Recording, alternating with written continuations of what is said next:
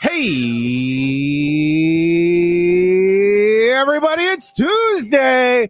Welcome to the Giant Bombcast, episode 884, April 1st, 2025. Don't worry, no joking ever happens on this podcast. There are no fools here, no fools welcome at all. I'm your host, Jan Ochoa.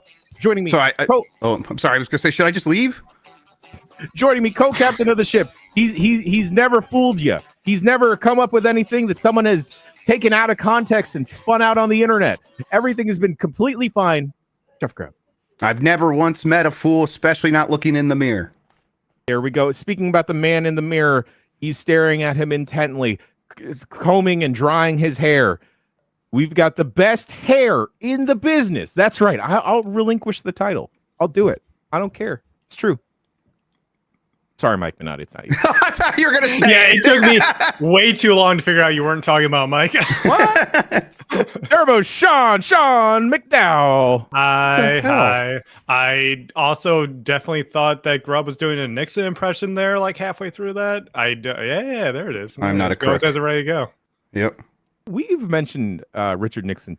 No, I'm thinking of Ronald Reagan. Different. No. We mentioned Richard Nixon a lot during Overblood because in Overblood, every time the character gets near any object, he just starts doing the "I'm not a crook." It's a good look.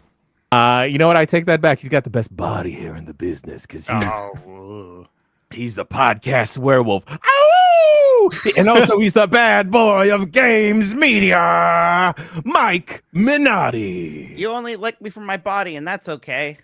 Woo, woo, woo. I think I broke Jan. Well, you called him out accurately. Yeah, that's right. You didn't have to like air like the contents of my DMs to you, dog. What the heck? Hey. April Fools. Has anyone fallen for any jokes, any goofs or gaffes on the internet today? Probably. Oh, I don't go on the internet anymore. I was watching TikTok. I fell for a lot of those. I mean, I got an email that my rent was due today, and I just assumed it was a joke, so I'm just not going to do it. There you go. Mm-hmm. That's how it works. again now. Yeah. How's everyone doing? How's everyone going? And gaffing, goofing? Bit tired. It's been a little nonstop lately. I think after tomorrow, like maybe hopefully Thursday can calm down a bit and breathe a little bit. But you know, like we're all excited for tomorrow. Big switch to direct. It's finally happening. Let's get those deets. Let's find out when we can desperately try to pre-order. Let's hopefully see a Mario or see a Mario Kart. Let's see some other Nintendo goodies. I'm excited. I have a question for all of y'all, and there's probably an easy answer. Why do they do this so dang early on my time? Yeah. So everyone in the world could theoretically be awake for Right. it. It's probably an okay time for Japan, right? It's late in Japan, early for West Coast. Yeah. Yeah. There's no good time to do it for everybody, and this is kind of one of the times they settle on for like the best. And you know what? They're like, it's switch to. If West Coast really cares, just wake up. I think they hate Jan Ochoa. I believe it. I believe it. Doug Bowser, when we took a picture with him, he did kind of try to get as far away from you as possible. So yeah, Wow. I felt that tension. I don't want to say it was like a sexual tension. It was just like a tension. It was just regular tension. Yeah. I did walk by where they're planning or they're opening the Nintendo store in San Francisco, and there was a picture by the window of my face saying, "Do not let this man in." Wow. You're like, I wonder who that's for. Yeah. Yeah, I'm like, oh gosh, dang, again, another place here. Is that where they're doing they're having those Nintendo fan events, the Switch 2 like hands-on events that they announced and invited people to a while ago? Is that where they're doing that one in SF, or is there not one in SF? I don't believe there's one in San Francisco because Okay. Nikki and I tried getting into or applying for the one in Los Angeles. Well, Yeah, okay, that's but right. It's in Los Angeles. I bet like that New York one isn't at the. Is it at the store? Because that'd be surprising. It's not a big place, and No, also it's that's already pretty a small, store. Yeah, I think so. that someone showed like it was like another event hall. There's a somewhere lot in of New York. event spaces in New York you can just rent out. Yep, totally. And there were pictures of that getting set up. So yeah, that's out there, and that was not the Nintendo store. So yeah. Michael O'Leary, it's in LA, New York, and Dallas. Fun. The loss. Dallas. Gang, I got something not gaming related. It's a personal achievement of mine that Ooh, okay. I want to Wow. share with y'all, my dear friends. It's food. I consider myself an okay baker, but out of all the things I've never been able to make a good chocolate chip cookie. For whatever reason, it's eluded me or whatever. Secret's just a little bit of sea salt at the end. That's all you got to do. Grub, I did add that this time, baby. Yeah. But look at this bad boy. Wow. Man, It's that looks hard. delicious. I want a Kinda. cookie. It's That's like, a plump boy. yeah, like look at this shit. Looks like Wow. the rolling Wow. hills of the Appalachians. Yeah, I that's want not to a eat them. cookie, Jan. That's like a scone or something. That's big. No, Big so cookie. okay, this is my. Now I told y'all before the podcast that I was going to keep it to one grievance. I'm actually going to have a second grievance. No, today. Okay. you could have one grievance per like topic. Like Yeah, that was this a is the different cookie topic. This is a new grievance. one. Yes. My new grievance is I followed a recipe from Levain Bakery. Levain Bakery is a popular bakery in New York. My partner loves their cookies, so I thought like, oh, let me give it a shot. I look at the recipe and I'm like, these motherfuckers, they're making a scone. Sean, you're 100% right. It's not a cookie, it's a fucking scone. So There's too much butter in this shit. So would you say the thing you made was unlevin? It's a baking joke. Man, you and Manani, Sean's gonna like throw a curveball at me today. God. This is why they do a podcast together, Jan. Yeah. They pop themselves. It doesn't matter if the audience likes them. Jeff, that gift I sent you yesterday, Yeah, return it's it. on the way back. Don't worry, I understand. Yep, I'll get right on it. Yeah, Grub, hit me with a dad joke button. Yeah. Oh, Got it. hang on. Give me a second. The kids stole it. It's right over here. So I'll be right back. Kids, they can't get enough of them. Okay. Those cookies. The cookie you made reminds me of the Gideon's cookie in Disney World. Okay, I said it. Okay. Cool. All right. I was worried. You ever watch Brian Lagerstrom? No, who is that? That's a food YouTuber who does baking. He did a giant chocolate chip cookie breakdown okay. video at one I, point. I missed when y'all were talking about food YouTubers. I don't want to start beef. I lost Oh, the dad no. joke button. It's okay. We're talking about food YouTubers now. I really detest Joshua Weissman. Yeah, I don't look. The vibes are not there. I don't know him personally, but I don't know. Yeah. I was upset ever since he made a whole video where he was like, I'm gonna make better cheddar baked biscuits than Red Lobster. Just talked about how much he hates the cheddar baked biscuits anyways. Well, then stop making them. There's just something off about him, and like I don't trust him. it's not quite like a dude bro thing, but it's not quite like a brain rot thing. No. It's just like I can't. If you want a put it better down. version of him, watch That Dude Can Cook. He is great. He also he's trying to start a gaming channel too. We should get him on sometime. There we go. There we go. His gimmick is that whenever his food is good, he does a different vignette in his backyard where he beats up a very old fridge, and they get more and more elaborate. It's the way he attacks this fridge. So shouts out to That Dude Can Cook. There we Man, go. what the hell are you guys watching? YouTube's so good. Oh, it's like most of what I watch anymore. Yeah, I've gone the other way, Mike. I've just started watching Food Network. That's how I started. Then I lost cable, and now I'm on this train. What? Yeah, Mike and I are just like two trains in the night. Yeah, ships passing. each other. Yeah. I mean, is Food Network not just a bunch of reruns of guys' grocery games and diners, drives, and dives and chops? Is there other stuff now? Mikey, I gotta put you on the WrestleMania of cooking competitions, which is Tournament of Champions. Oh, okay. They're on their sixth They should call season it now. Tournament of Champions. Yeah, I mean, come on. Thanks for joining us, everybody. We'll see you next week for another episode. He's been Sean. He's been Mike. He's been Grub. I've been Jan. We'll see ya. Anyway, Tournament of Champions. They take a bunch of like high profile, I guess not celebrity chefs, but popular chefs that have been on other cooking competitions. So Top Chef champions, Chopped champions, Guys Grocery Games champions. Does this have Iron Chef branding or no? No Iron Chef branding, but some ex-Iron Chef people like Stephanie Izard. Okay. And they will put them in like a top 16 bracket for them to go against each other. It's real good stuff. Also, there's the neat thing about it is that there's a randomizer that picks a protein, a style, another thing, another ingredient, and then like a time limit. So each round is different. I think you could get in on season 1 and then kind of get the gist of it. There's heels, everybody. Oh, there's like underdogs and everything. It's great. There always are. The reason Mike thinks it's all reruns is because the only time we watch Food Network is when we're in a hotel room that we share together, and we get back to the hotel room at 1 a.m. and then we put it on for like 2 hours.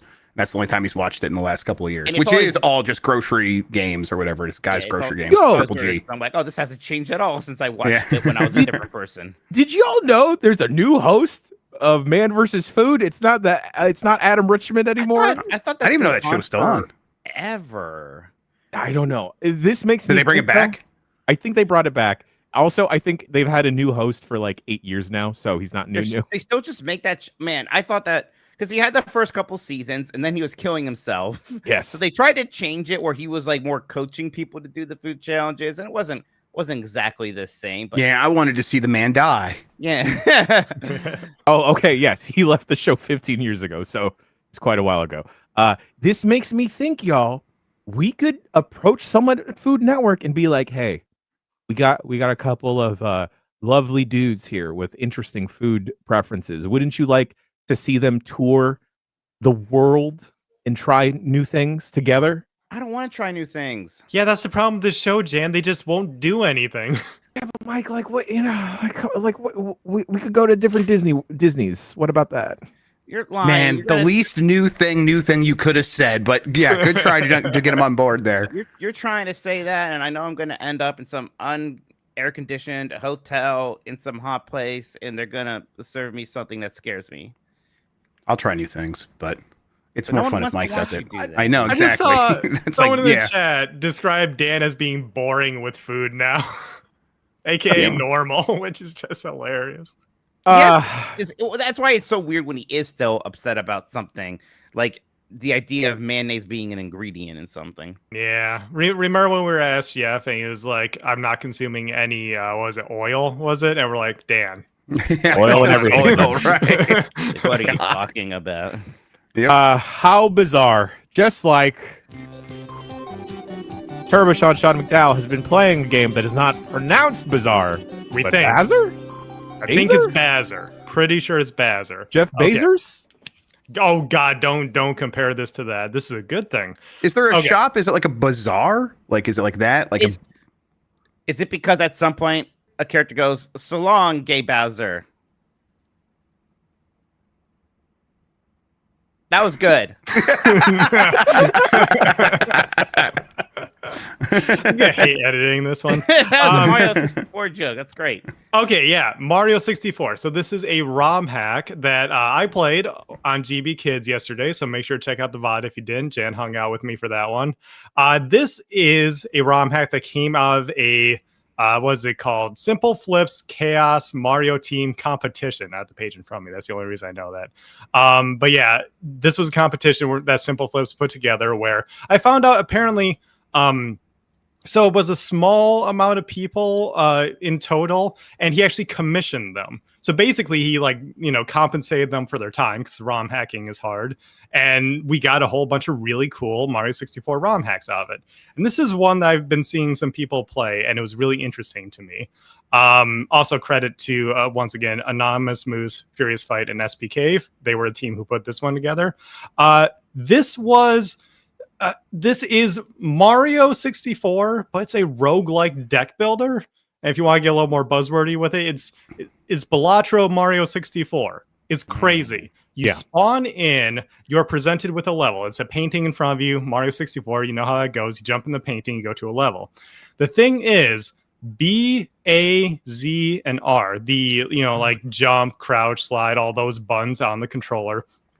Instead of just having access to jump and punch and everything like that, instead, a deck deals a card out to each of those buttons. And what the card has is what that button will do for a limited number of uses. So if your A button gets punched, well, your A button is punched for 4 times. If B is backflip, you get backflip twice. And then when you burn the card, you go to the next one. Another one gets dealt out of the deck. Okay, so once the card burns, you automatically get a new card. Yes, you get dealt a new one. And the idea is to get a star before you run out of card actions. So you have a limit. It's really cool because then you have to think about things differently. You have to think about the fact that you have a limited number of jumps, of flips, of combat moves like punches and the break dance I was using to actually take enemies out and stuff. Offensive breakdancing, yes. Yeah, it makes you think about every action that you're going to take and turns Mario 64 into a puzzle platformer. And yeah, I was playing on stream for 2 hours yesterday. I was having a blast because it's just we talked about this when Dan was playing that one shooter game. I forget which one it was, that little retro one that Donkey's team picked up recently. Oh, and yes, I'll get it. Yeah, Hang on. Yeah, Legend of Stardom or something like that. I got it right here in my library. But while we were playing that, we were Star talking of Providence. There you go. We were talking about roguelikes in general and how they usually don't click with me. But for me, when you take a concept that is very arcadey or something you really, really know, and then add a roguelike element to it, it just makes a more interesting way to experience something you already know. That's what this ROM hack is. It's a very polished ROM hack. You enter into Luigi's little casino, and there's all these little nice little things. So Luigi's the dealer. So you also the Balatro shop between rounds. You go up to Luigi, you can buy new cards. You can go over to Vivian, she'll enhance the cards that you already have. Or you can go up to the homie Monty Mole. Monty Mole! 5-card Monty, 15 coins. He'll shuffle up the cards, you get a random one. It's really funny. There's so much charm. And between rounds, between stars, basically. You can go up to the various characters in the casino, talk to them. There's little dialogues and everything. And I think where the game gets really interesting is that there's some wild cards you can get. Because I just described punch and jump, backflip. These are pretty, it's Mario 64 stuff.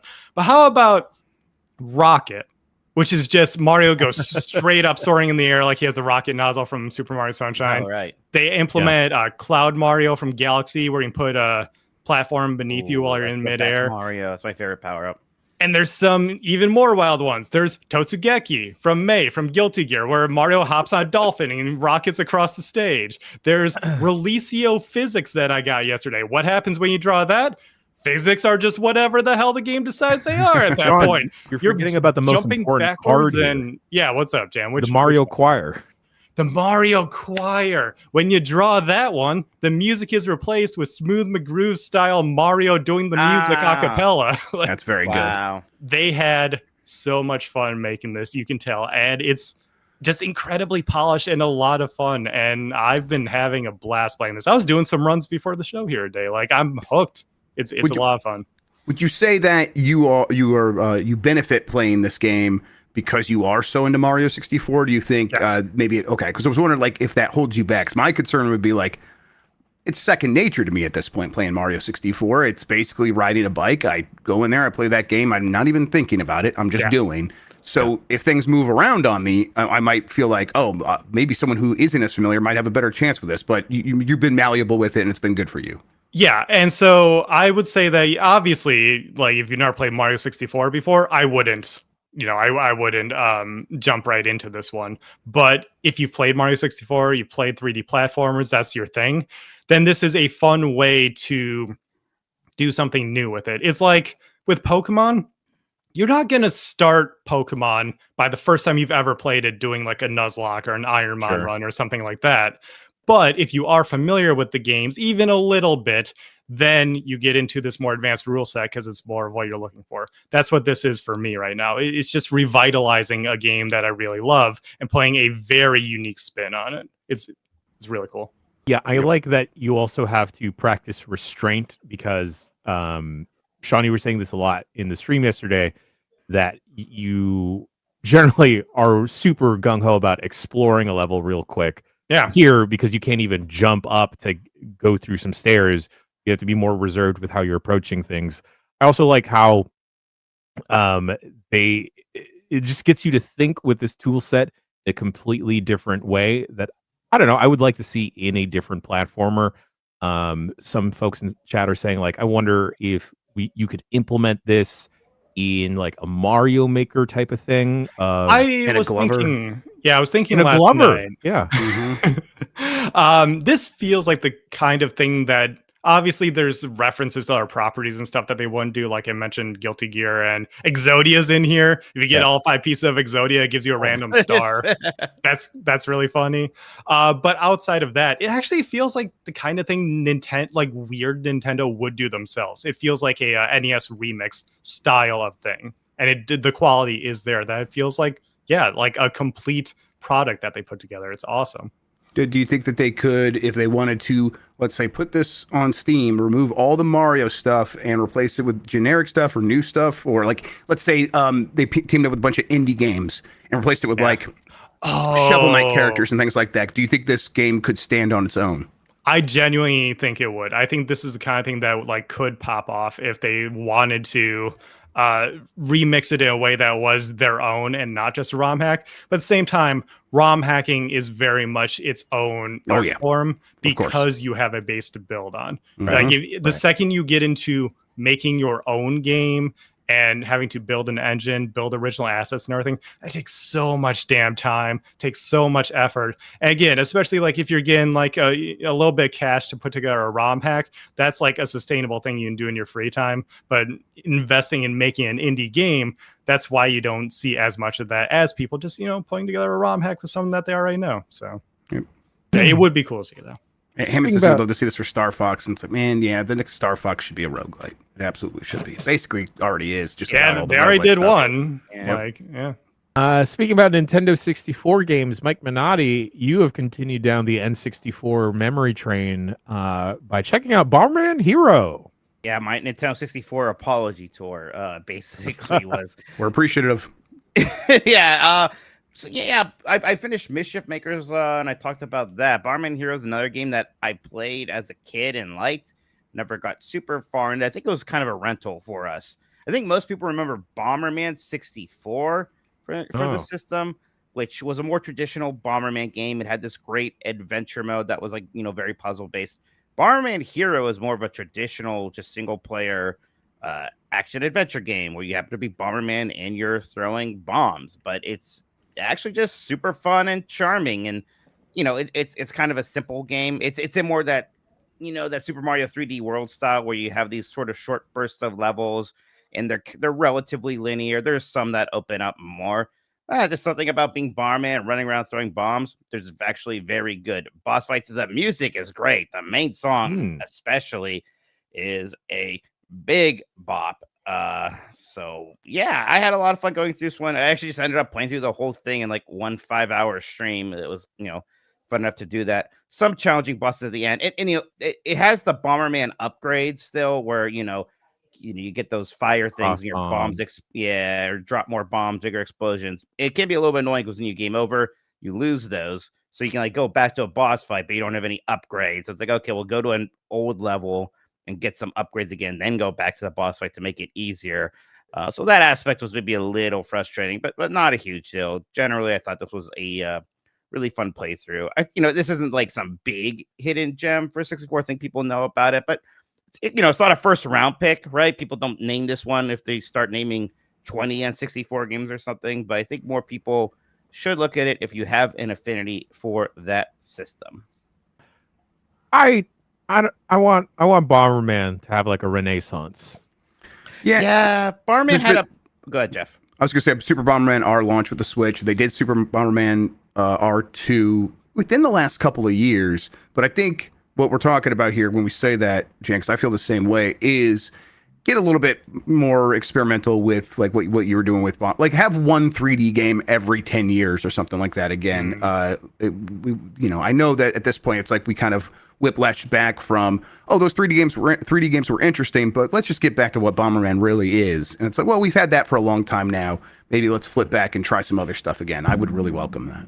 Yeah, but Bomberman was kind of was popping off there in this 64 era because you had Saturn Bomberman before that, right? Which is like maybe the most beloved of those 10-player one. Yeah. Ooh. And then yes, the 64 had the 2 64 games. The sequel is pretty rare now, but and Hero. So yeah, they're just doing a lot of interesting things with Bomberman at the time. And then 9/11 happened. I don't know. I was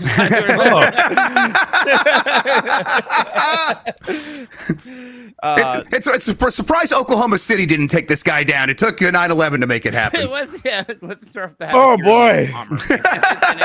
It's rough. Was not expecting that. That one got me. Oh, I thought of a joke, but I can't bring myself to say it. Just text it to Mike and have him say it. Right. Konami, get your checkbooks out. We need. Go ahead, Jen. Sorry. We need a 2D Bomberman game that is an action platformer, perhaps of the splatformer subgenre. They already tried to take your lunch with Splosion Man.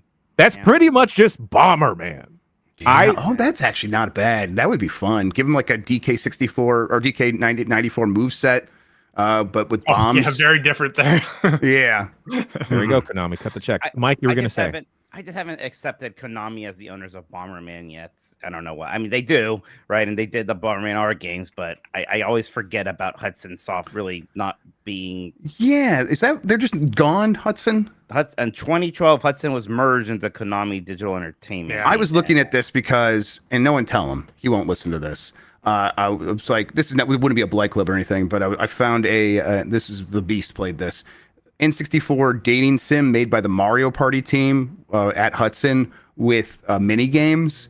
And I'm like, I think I want to. And there's an English translation now that just got done in the last couple years. So it's like, man, Hudson made all those Mario Party games. When did they stop making them? It's like a long time ago they stopped making them. So it's like, what happened to Hudson? What's the name of this game, Jeff? I'll look it up. Just give me a second. Okay, sure. Yeah, I was a big Bonk guy too. In fact, I think Bomberman Hero at one point was like originally supposed to be a Bonk game, and that's why like its kind of initial DNA feels so different from the other Bomberman games, even though it still has a ton of Bomberman flavor in there. Well, the nostalgia tour doesn't end there with Bomberman Hero. Jeff Grubb, you've continued your adventures with Grim Fandango. Yeah, I actually finished Grim Fandango over the weekend. That was a lot of fun. It was. It definitely got to the point where it's like, okay, I am at least on this game's wavelength a little bit. I still needed help very frequently. Like that's what those adventure games are. But you begin to learn like everything you need to try everything on everything. So at a certain point, I was doing that to the point where I was stumbling across a couple of solutions. Just by happenstance through pure luck, but that luck was man-made because it's like, I'm just gonna try this on everything. I just got a gun before I go up there. Let me try it on this thing before I go up the hill, that sort of thing. But really, I mean, I came to this game with the expectation that I would like the characters, the style, the music, and all that stuff hits so hard. So many like all-timer characters. Glottis is one of my favorites now. Every time I had any interaction with Glottis, who was like the big sidekick character, I was just in love. And that doesn't, it really lives up to those expectations as well, like up through the end of the game. Like when you first meet Glottis, you're like, I hope he's great, and he always is. And then it does a really good job of mimicking its source material that it's pulling from, where it's like, okay, there are the twists and turns that you would expect from this sort of entangled wartime love story that they're going for. And I felt like, okay, they did that in a way that was like, I wanted that, It's what I expected, and yet I was still surprised here or there. And it's like they just are really good writers over there at what was LucasArts then, and Tim Schafer. Tim Schafer, Double Fine now. Yep. Yeah, this is still one of my favorite games ever. It was so much fun watching Jeff play through it. I'm so glad that he finished it. But yeah, it's like, the puzzles in these games, like, yeah, they're puzzles and something you kind of figure out, but it's much less like playing, like an Obra Dinn or something like that, where it's like you sit down, right. you really logically think about it. The puzzles often are actually like, just like, hey, you got to figure stuff out. Now go. This is the mechanic we came up with to force you to interact with as much of the world as possible, so you can see all the fun characters and dialogue we created for you. Yeah, and that was like the other thing where it's like, okay, I get another chance here to click on every line of dialogue or ask every question. And every time I got to one of those moments, I was like, oh, fantastic. We're back here where the game is truly shining. Manny saying something sort of sardonic or dry or sarcastic, and the other character's not really catching on, and that's what he's saying. It's just, and then them having their own sort of personalities. It's really fantastic. I'm glad this is like my first real LucasArts adventure game that I spent a ton of time with. It really is a good entryway to that whole genre, I think. Yeah, it has a ton of personality. Yeah. I think Manny's just a great main character. I never want him to stop talking and cracking jokes and stuff when I play this. And I do think, like we sort of touched on, though, it is maybe one of the more the puzzles are a bit out there even for a LucasArts game, I like think so, really making you click on everything and sort of just wander around for a while. I think that can get a little annoying if you don't want to get outside help, but if you do, like you were streaming, I'm sure, like if you got stuck, you asked to chat or something. I was just asking chat. Yep, no shame about it. Like, I or, understand what this game is. Pull up a guide. It's 2025. Just pull up like a well-written guide or something. We were all doing that even in '98, man. Right? Oh yeah, absolutely. Pull up a game facts. Yeah. Oh yeah. I talk to your doctor about game facts, everybody. Yeah. I just think that it was really pleasant. It does make me want to like continue down this line a little bit. I was mentioning to chat and telling Mike, I'm like, I might try the Dig or a handful of other LucasArts, like what's the motorcycle one? Full Throttle and the Digger, because it's been so long since I played those one that like I wouldn't be able to help you. It would all be new to me. Yeah, I would just play those games with a guide open at this point. It was like I'm totally fine with that. Or we could play them together and figure it out. Okay, yeah, we could try to. Yeah, that'd be fun. Okay, if you want to. A couple puzzle pals, perhaps. Yeah, but there are also some other ones that I could like still guide you through. Day of the Tentacle is so fantastic. Yeah, I need to play that. And the first 3 Monkey Island games are must plays, I believe. Yeah. For this series, and they still hold up. And they did those anniversary editions of 1 and 2, so they're easy to play. And the GOG version of Crystal Monkey Island works fine. So, how are the Sam and Max games? Well, the first Sam and Max I think is an all-timer. I love Sam and Max Hit the Road. It's maybe the funniest one they ever did. I played through that again not too long ago. I never loved the Telltale ones like some people did. They're good. I think part of my problem is just that I loved that original one so much, and the voices are a little different. It has kind of, I don't call it an ugly game, but it has that 3D, like that sort of not cheap 3D look, but kind of we're a little bit on a budget here 3D look as opposed to just very pretty pixel art like the original one. The name of that game, Sean, Gitter Love Choranai Party. Yeah, someone in chat found it, and I was gonna crack up. It was actually Tokimeki Memorial, like one of the most well-known, revered visual novels of all time. And you're just like, it's some dating sim that they made outside. Well, I would have felt the same way about that. I've heard that word before, Tokimeki Memorial, but I have no idea. Yeah, that's what I figured. Final stop on the nostalgia tour. Sean, you have been continuing to play Crazy Taxi 3, and it keeps surprising me that they made a third one.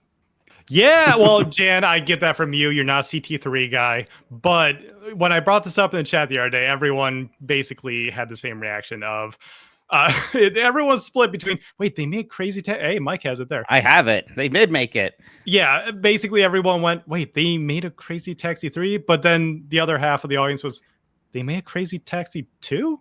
Yeah, actually, which I get because that was I think Crazy Taxi 2 is an arcade. I've never seen a machine, but I think it was an arcade, and then it was on the Dreamcast.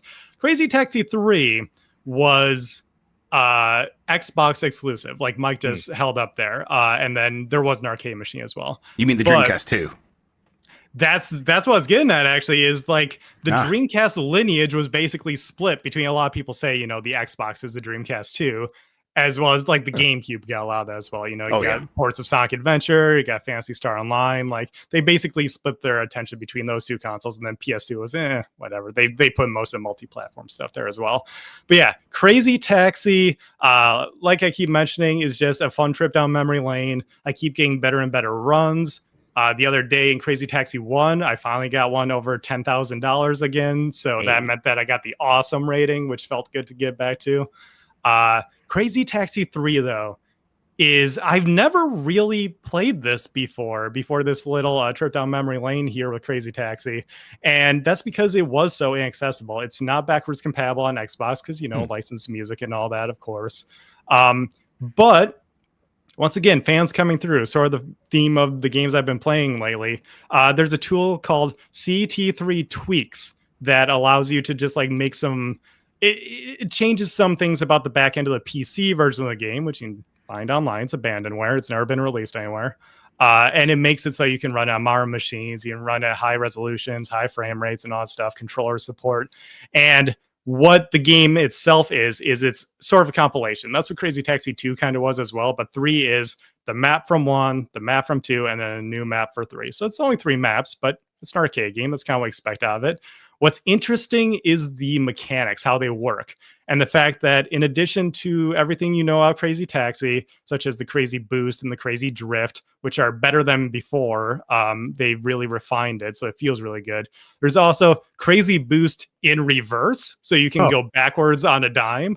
And the crazy hop, I think it's called, where you can do a tiny little jump, but it allows you to get over like short buildings. It allows you to get extra air, you know, like in the original Crazy Taxi stage, San Francisco, where you're going down the hills, you get some extra air and get a bunch of money that way, as well as implementing stuff like picking up multiple people at the same time from Crazy Taxi 2.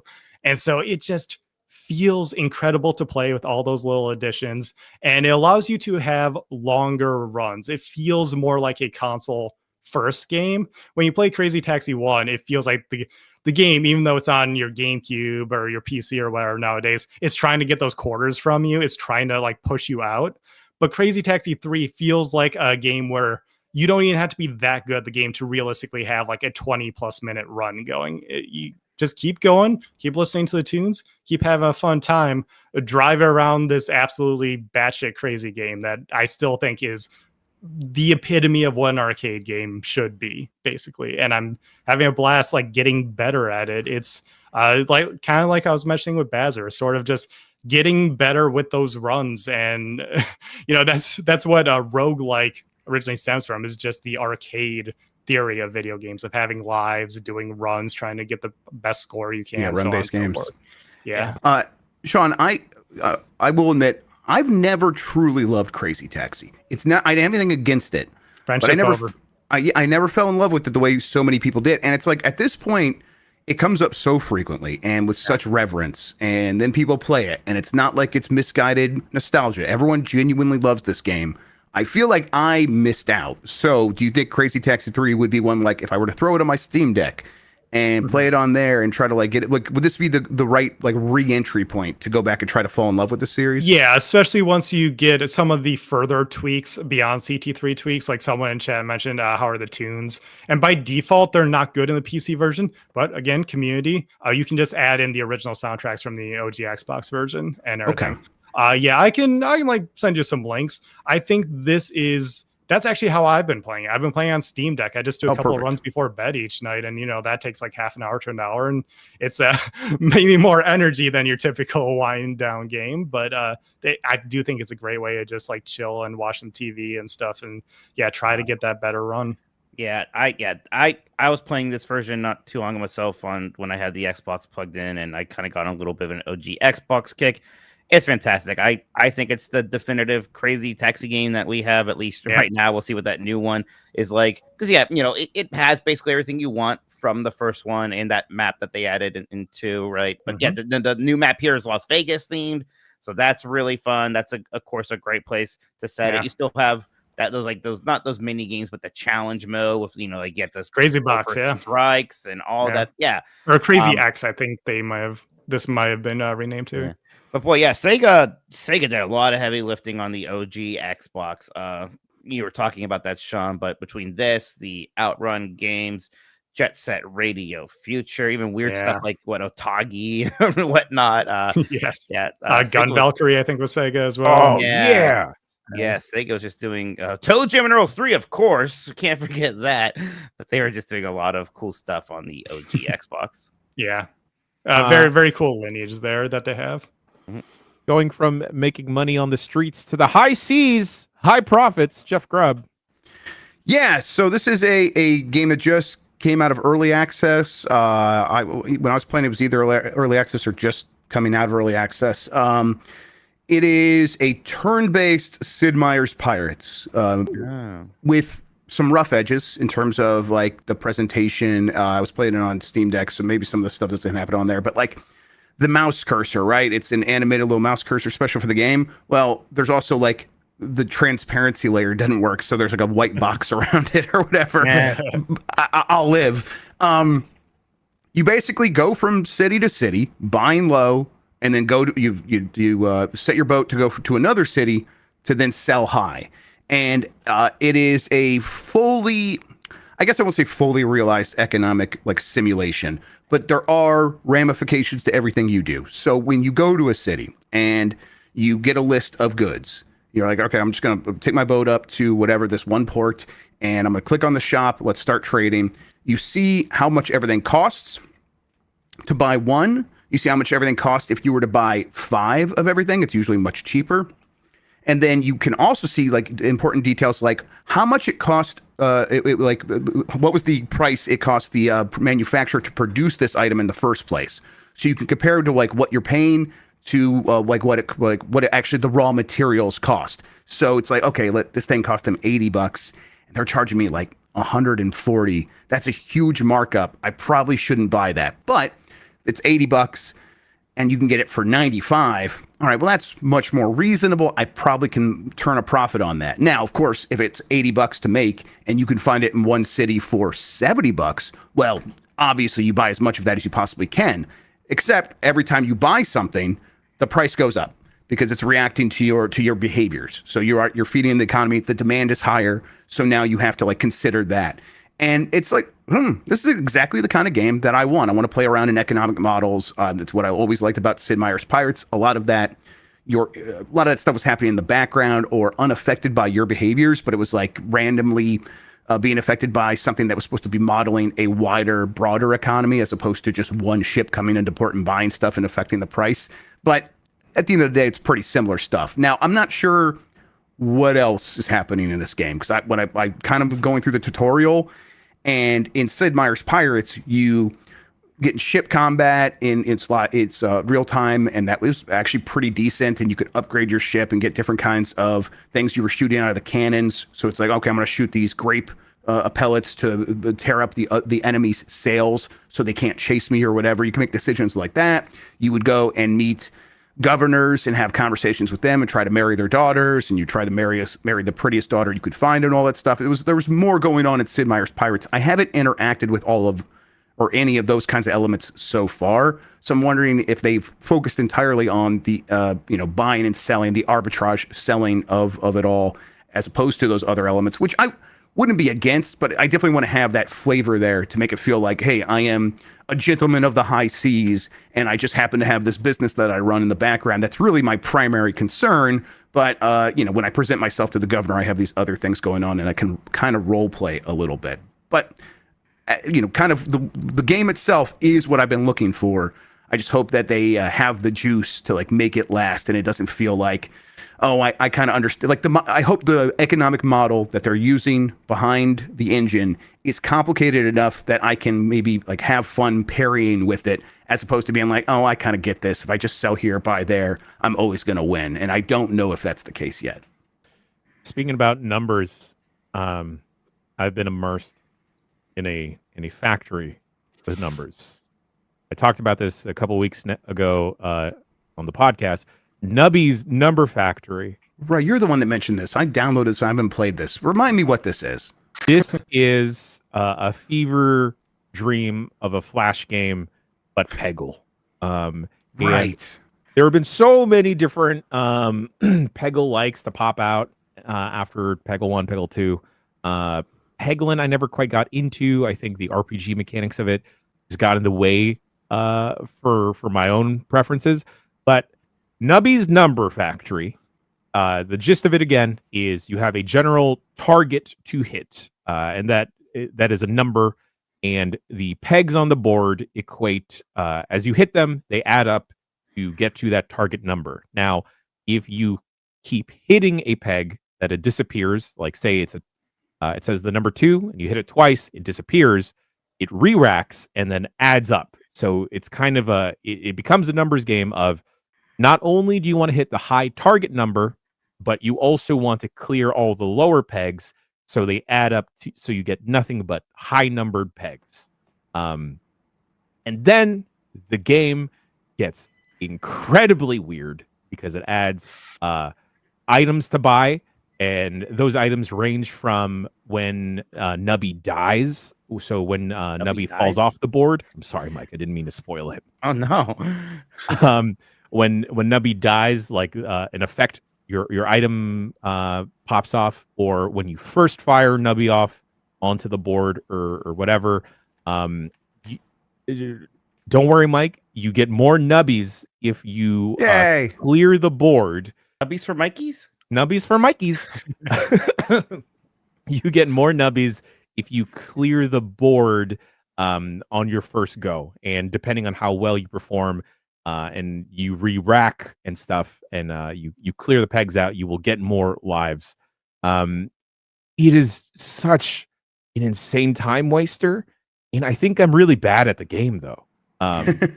Because on top of that, you get a loot, and the loot affects not only your specific items, but also just like different conditions on the board.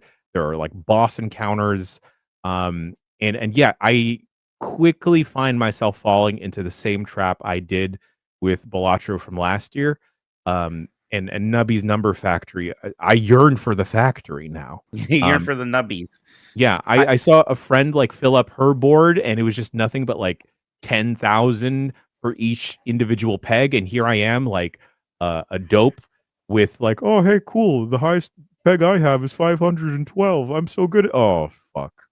I mean, I just bought this game largely because I find the aesthetic of it looking like a, I don't know, 1998 website game. Yeah. So so surprisingly nostalgic to me.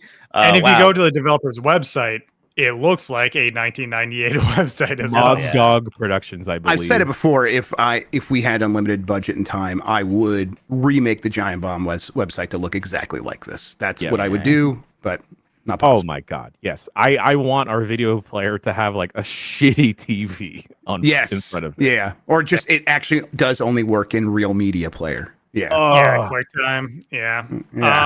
It is cool to see games like this popping off a little bit, though. I pulled up the Steam page. Yeah, it came out about a month ago. It's one of those games that, it's $5, overwhelmingly positive with like close to 3,600 reviews.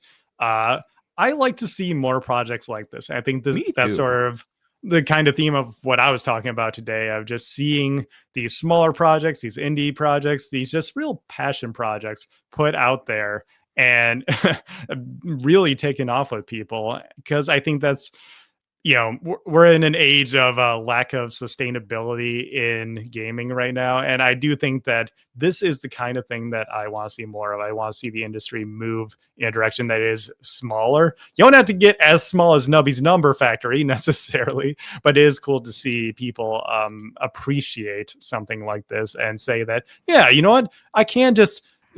So what if it's a time waster? Not that you're saying that disparagingly, but who cares if it's just like, I sit down, I play this for like an hour or two, like every night while I'm, watching the Food Network or whatever, and just big chillin', and that's Sean, what gaming stop is. watching for me at home, dog. Hey man, you leave the camera on. This your fault.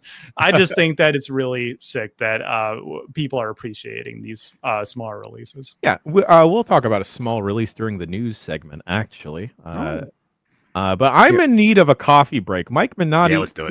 Can you like quickly guide me though to this Disney Villains Cursed Cafe and what I can order? Yeah, it's funny because like Sean's talking about like making smaller games. And I think this is so neat that Disney sort of got this small developer, Bloom Digital Media, that does just make what looks like a bunch of visual novels, right? They're a visual novel studio. It's like, yeah, make one of those, but for us. The whole thing here is that you run this magical cafe that is patronized by a bunch of yassified Disney villains, right? Like they're it's like Gaston and Ursula, Maleficent, but they're wearing slightly modern clothes. Oh, you were in King. Gaston's hot. What the hell? Yeah, They're right? all so slutty in this game. It's crazy.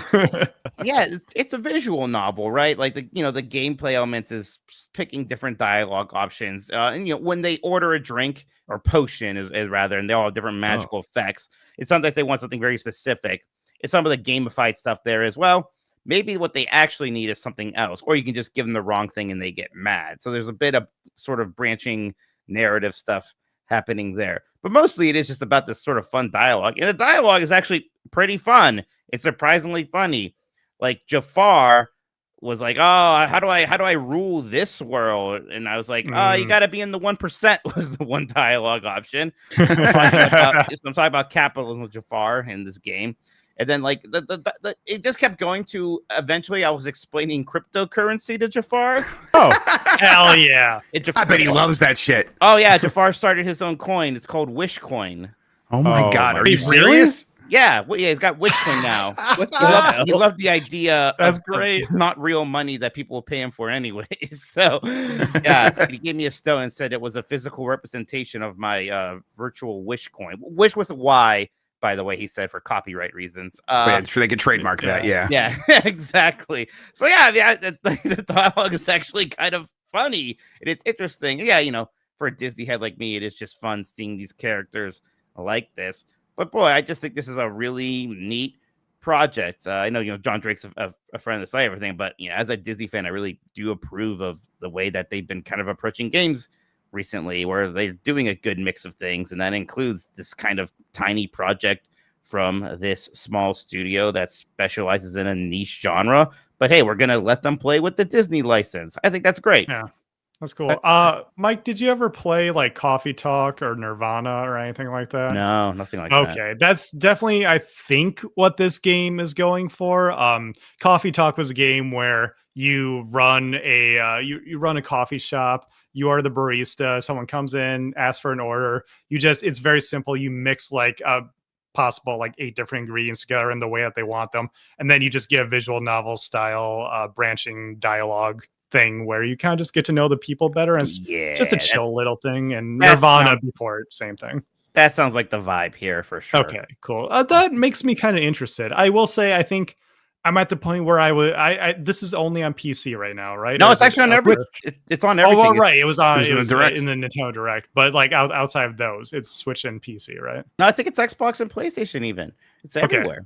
Okay, it is everywhere. But what I was getting, I should have led with this. It's not mobile, is it? I don't think it's on mobile, and now I'm not sure why when you ask me that. Yeah. Okay. Yeah, because I feel like this would be like great Apple Arcade kind of thing. Oh, for sure. Yeah, I would love to play that. Also, chat's pointing out I meant Valhalla. Nirvana's the sequel that's coming up, but either way. All right, folks. Now that Mikey talked about brewing some potions, I'm gonna brew a quick cup of Joe, and we'll be back with... I'll talk about Psycho Patrol R next week. That's the new one from the guy that made that crazy game. That also looks a lot like Nubby's Number Factory. Yeah, I'll check that out next week. I know people were asking about it. Oh, also, I've been playing Wanderstop, and I keep forgetting to talk about it, but we'll talk about that next week as well. See you right after this.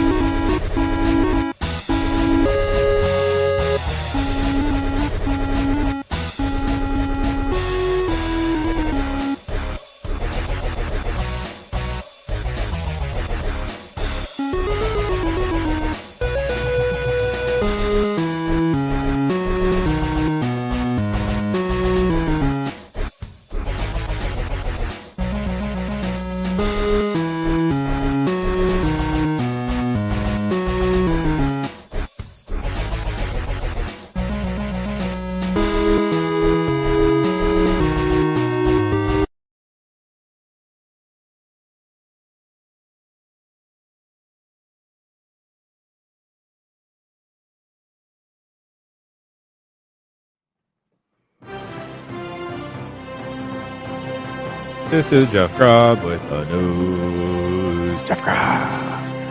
Howdy. Yeah, the Psycho Patrol R. It's the one from the team that did Cruelty Squad. So, Oh. yeah, that just came out like last week. It's in early access. But I'm very curious to check it out. Anyway, got some news for y'all. First up here, Click Click Bomb, available now on Steam. Apparently. Let me go right now. Let's see this. Click Bomb and see if it's there it is, available for free, but I still want to get codes. For some reason I think I'm with you. We should still get codes. All right, added it to my account. That is the idle game starring some people who you are looking at right now. You guys should go check it out if you have not yet. Chuck Tasky made it with some help from the community and all that. Shout outs to you all. Available on Steam. That's very cool that you're able to put it out on there. I love that. All right, Final Fantasy IX anniversary. It's going to be 25 years old this year. They've got plenty of merch for you. They've got some character redesigns. Like, hey, we've improved the textures on these character models. And then they said they will have various projects. Is Final Fantasy IX Remake finally happening? Oh, I sure hope so. I mean, it was in that NVIDIA leak forever ago. Yeah, Jensen's prophecy. Yeah, and so many things have happened from that were there, including like Kingdom Hearts 4. I think that's the first time we saw that. A couple things that we haven't seen is the Final Fantasy IX remake and Final Fantasy Tactics also, right? Yep. But yeah, I mean, look, it's not outside of the realm possibility that this is just a marketing campaign and this is just all about selling merch and things like that. But boy, this site is kind of already a bit more elaborate than I was expecting. There's a lot of stuff here. They're talking about projects. This thing's been rumored anyways. And we have a pretty big event happening in just a day here. And boy, it's hard. It's far from a guarantee, but that Nintendo Switch 2 Direct sure would be a cool place to reveal the Final Fantasy IX remake. And we're not talking like remake in terms of Final Fantasy VII, right? No. It's just like kind of like a light facelift. Well, a bit more than that, right? Like I imagine something in that Persona 3 Reload area is what I think, where relatively one-to-one, but completely new assets. Here there would be voice acting, right? New CG cutscenes. Maybe even a bit more than that in some sense, because this is a PS1 game that we're remaking here, right? So, but no, I bet it'll still be like that classic combat system, right? It's not going to be completely reimagined. It certainly isn't going to be turned into a trilogy and have all these sort of weird multi-dimensional aspects or whatever. I think it'll be more straightforward. But a remake nonetheless. Yeah, FF7 messed it up for the sake of marketing. Clever marketing, I'll give them, but that's not a remake. That is a reimagining. That is a new project. Yeah, or it's like, remake with like a wink when you say remake. Like, exactly. Yeah, no, the P3 Reload, and then, way back in the day, stuff like what the Resident Evil games do. Even like 2 is pushing it, but yeah, like RE1 remake, RE4 remake. I think the RE1 RE4 remake is even that's maybe a good idea of what kind of remake I am expecting. And to be clear, so excited. I love Final Fantasy IX so much. I like the series a ton, and this is most likely my favorite of those single player games. Really? It just has such a striking art style that's shown through even on the PS1. It was maybe the prettiest PS1 game. Of course, there's incredible music. There always is, but gosh, there's some good songs in this one. Great characters. Vivi is such a good boy. Vivi is the bestest boy that was ever boyed. And it's just like the story goes in interesting places. It has a lot of heart in it, but there are also like some things that could be improved. Maybe some of the late stuff with the plot could be smoothed out a bit. There are some party members who get a little bit lost in the shuffle towards the end. I would like to see them maybe given more things to do in the story or have more sections devoted to them. So yeah, the idea of just revisiting Final Fantasy IX and maybe doing some kind of super definitive version of it or whatever they are up to, I'm just super excited to see it. My only concern is the voice casting, because before, when they've given voices to some of these characters and things like Dissidia, even Vivi's voice in Kingdom Hearts 2. I'm always like, these aren't the voices I imagined for these characters. Yeah. Those are also very much projects where it's like, who can we get on this character? You know, it's like how Lance many people are gonna. Bass. Yeah. Hey, don't you dare besmirch the name of Lance Bass. He killed it. Of course he did. Job, Yeah. There's some fun mini games. So yeah, Chocobo Hanko, Tetramaster, the card game here was never nearly as well liked as Triple Triad, but here's a point here to edit it a bit. Or you know what? Let's just put Queen's Blood in this too. What the heck? That stuff is great. Yeah, so we'll maybe get the answer to the question hanging in the air about Final Fantasy IX tomorrow, or maybe not at all. Maybe not the rest of this year. Maybe it doesn't happen. I would bet on it probably happening though. Ooh. If you want to pop off, everybody. Yeah. Now that we're in kind of hype camp, and we're thinking about Final Fantasy, perhaps 9, perhaps the Tactics Advance, Grub. What's the likelihood of another Square property that bridges the gap with another big company, perhaps Disney? Maybe a Kingdom Hearts 4. It's been a minute since we've seen anything from Kingdom Hearts 4, right? That was years ago now. It was years ago. Basically, since that first reveal, I don't think we've seen too much more about it. Yeah. That was a hot minute. What was it, like 3 years ago at this point? Probably. And at the time, I was like, wow, this is happening sooner than I thought. Who knows? Maybe this game will be out like kind of soon. It's like, oh no, they did just announce that I thought they wouldn't announce the Kingdom Hearts super early again because they announced Kingdom Hearts 3 so early. Yeah, it was announced in April 2022. So 3 years ago. Almost exactly 3 years ago. Yeah. To be fair, I think Square Enix has learned their lesson a bit about ambitiously announcing a title as not ready at all, and they just have a CG trailer for it. So yeah, I think that game probably does perk up again this year. There's a good chance of that. Yeah. Feels some right. point or another. Yeah, assuming that's not in any kind of trouble, that would feel right. Right, exactly. Yes, all things being even. I mean, I bet Square Enix wouldn't hate the idea of that showing up in a Nintendo Direct, especially if they kind of aim it at the Switch too. I think that's going to be Square Enix's kind of move here for the next little bit. Is let's try to position most things as a Switch 2 game and then put them on everything else as well at the same time. And I think that could answer, or that could solve some of the problems they had with Final Fantasy being locked down on PlayStation. People not really knowing it's everywhere. Because we kind of saw what happened when they almost positioned themselves as like a PlayStation quote unquote second party for a while there in these early PS5 days and late PS4 days. But, there's at a certain point you're limiting the audience. Those people are going to find the game too. Switch 2 is this opportunity where so many more of your games will just be able to run there. In fact, make your games designed to run on Switch 2 first. Then, of course, they'll look great on everything else anyways at that point. I kind of I hope Square Enix is really thinking hard about Switch 2 for all their projects now. I hope so, too. All right, let's kind of talk about the Nintendo news. And just real quick, it is April Fool's Day, so this is going to be a lighter news section. Nothing really from today. No one puts out news today.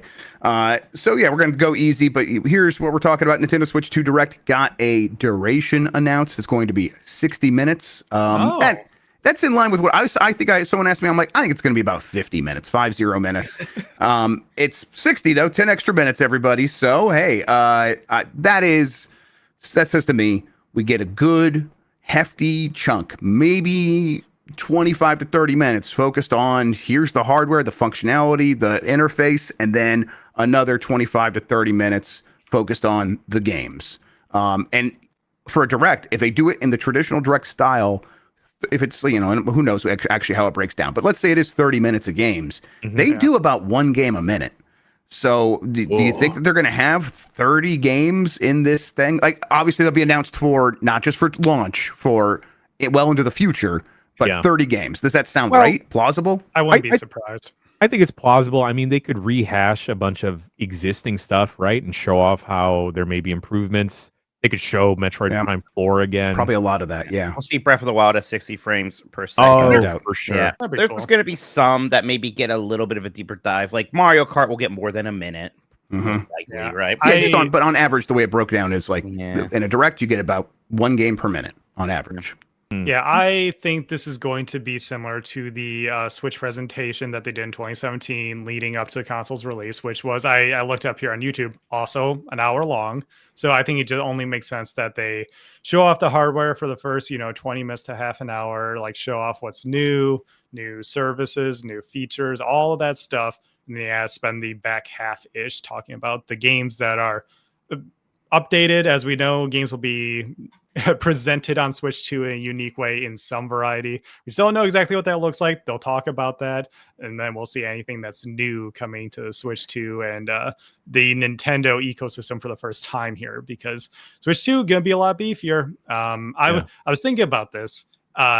This was like a shower thought I had, where this is actually consistent with Nintendo. They put out a handheld that is basically the tech from 10 years ago that was in a console in a hand. Yep. Like Game Boy's the NES, GBA is the Super Nintendo, DS N64, 3DS with a GameCube, and Switch with 360, I guess you could say. And so now we're at PS4 territory. So that's what we should be expecting. And with the leaks that are out there, the rumors, it seems like you're going to get any game that could theoretically have a PS4 version will show up on Switch too, because that just makes sense. And it's interesting how motion is relative. So they've done that consistently, and yet the industry's kind of moved closer to them because the gap between a PS4 and a PS5 is as small as the console generation's ever been. So a Switch 2 coming out and basically being a PS4 just doesn't feel as crazy as when the DS came out and we were comparing it to the PSP, and it's like, man, they are so far behind. It's just a completely different world. Yeah. And look how that turned out, huh? Yeah, exactly. I mean, and Nintendo strategically always made the right decision. It always worked out on the handheld side. So, yeah. I think what was going to help them is that the industry is actually scaling down a little bit. This isn't something that we're just talking about, hopefully. No, companies are slowly starting to make just, slightly smaller projects until we get to the point where we do reach sustainability again. Hopefully, that's a hopeful part. But that is good for Nintendo, because that means more games could theoretically run a scaled down port on Switch too. I wonder if some of that scaling process has kind of been in motion, not only from a lot of folks getting laid off across the industry, but also for companies dreading GTA 6. And trying to avoid that or just slip underneath the radar. You're not going to be able to compete with that anyways, no matter what you do, no matter how high you quote unquote scale it. Yep. Absolutely. Yes, exactly right. That's just money that you do not have, and they have all of it. So it's a completely different thing. Yep. Do you think we're going to see a celebrity tomorrow on this Switch 2 Direct? Chris John Cena. Chris Pratt, yeah. Chris Pratt should just host it. John Cena's a bad guy now. No.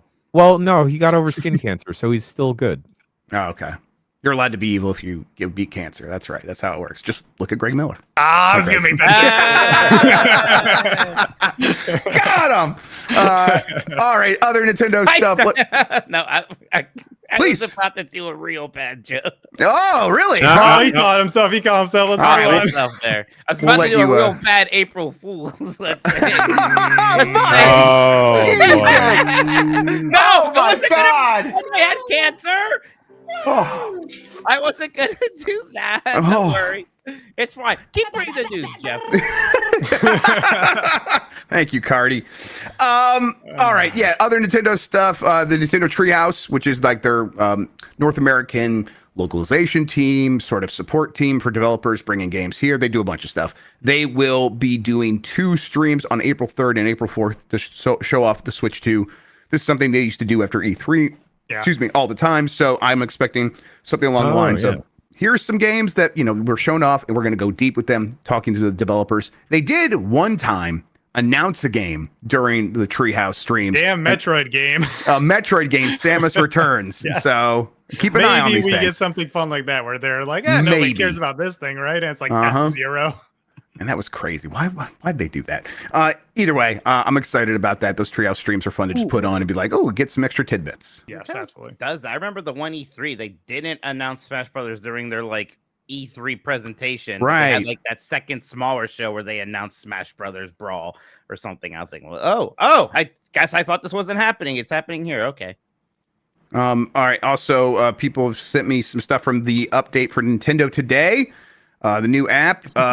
If you click on the C button, according to this small video, Nintendo just shouts the word today at you. Okay, so in this video, I'll just describe it. It's 7 seconds. It's from the Nintendo Today app. They show the C button, which is the new button below the home button on the right Joy-Con for the Switch 2.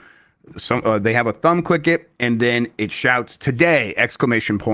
Which is the branding for Nintendo Today. Can you send me that video? Yeah, it's in chat right now. It's added. I'll put it in there again. Hang on. They're just teasing they're just teasing the C button, right? The today. I think that's something that's just the branding for the app, I suppose. I don't know, but you don't think that the way that it's framed is saying that this is one of the things the button does is bring up the Today app? Oh, I read it as this got released in the app early, and it was like they were being clever with the wordplay, as in like the directives today. Maybe that. I know that today is the name of the app, but that's how I was interpreting it. Maybe I'm off with there. Well, yeah, I guess when I watched the video, you're like, there's enough of a beat between when they press it and them ending the app that maybe it is just a reference to the branding. That's probably... they're just like, hey, we're gonna talk about this soon. Yeah, I still think that pressing the C button is probably going to be some sort of hub that takes you to a lot of extra stuff that probably does contain community Nintendo or Today. Communication. Yeah, I've been thinking for a long time that it means community, maybe connect if they want to be huge. Connectivity is back. There we go. Connectivity compadres. Yeah. What if it's the compadres button?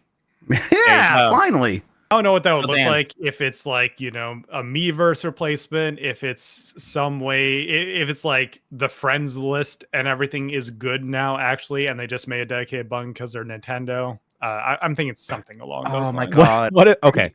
My two outlandish ideas. One, what if it's just a cool button? It's, like, it's the cool button. Yeah. Like, oh, dang, that was cool. You press it and like all the S's in games become cool S's. Yeah. Oh, yeah. Rob, do not. Yeah, I know. I know how to trigger you, bud. The other thing, what if it's a chibi robo button? Okay. All right. Well, yeah. A little a socket pops out of the Switch. You got to plug it in the wall. Yeah. I like it. Sambo Nice pointed out that this video is from Japan, which the event is happening today in Japan. That's like probably just the thing for the daily calendar. Yes, exactly. So it's like this is happening today, but later on, I guess. Okay. Right? That's how that works out. Yeah, I think so. What if it's a chat button? Could be. Yeah. I mean, that's the kind of thing where I'm like voice chat. If it's good, the friends list, inviting. Maybe they just like dedicated a button to that for some reason. I don't know where this comes from, but a lot of people online have said campus. It's the right. I forgot. And it brings up again. That to me sounds like a suite of connectivity features and I'm expecting it to go to some kind of like. I doubt it's going to be just one thing. Exactly. Sure. Yeah. Yeah. Oh. Are we going to see friend codes tomorrow? Is it the C for code? Is it just friend code? you just press it and your friend code comes up in Comic Sans over the screen. Over everything. Wait a second. Maybe I like it. Yeah, I like it a lot, actually. All right. Either way, we'll get answers for this here very soon. Within the next 24 hours, we will know what's going on. I'm excited. There was a direct last week. We've talked about it in a bunch of places, but we haven't not talked about it on the Bombcast fully. So let's just go over the big highlights here. It was a Switch 1 Direct. It came out of nowhere mostly, although there were rumors. Tomodachi Life has really caught on fire, especially in Japan. But it's it has more likes on Instagram than the Switch 2 reveal in Japan. Tomodachi Life. It's that kind of game there. I underestimated how crazy people got about it. I did too. I'm like, I like it, but this is for freaks like me. And Dan was excited. I'm like, yeah, listen, we're going to play this up a little bit, but we're kind of over exaggerating. I love the game, but it's like, I'm being a little bit, out of pocket with this. It's like, oh no, you know what? I completely forgot. There is a huge audience of people for whom these kinds of games are everything. And it's like, my kids are that way. They love this kind of thing. Rhythm Heaven Groove got announced as well. So a couple of the weirder Nintendo franchises making a return. Rhythm Heaven Groove is a Rhythm WarioWare kind of game, although it's not presented that way. It's from the similar team. Metroid Prime 4 got its most gameplay reveal so far. We saw psychic abilities. That seems to be the big thing here. Although, do you guys get the sense that we still just have seen barely anything from this game, even though we saw the psychic abilities? I feel like there's so much more in there. I kind of feel like what we're looking at, that's Metroid Prime. Like, unless they're doing 3, it's like planet hopping with a menu and there's a lot of dialogue, which I don't think they would lean into too much. Not. We don't want them to. No, dialogue, I yeah. think it's going to be more like Prime 2, where like Silex is like Dark Samus. You have an antagonist throughout it, but basically it's going to be like Prime 1. You know, I think they know what people want out of this more niche series. I think we're going to get basically that.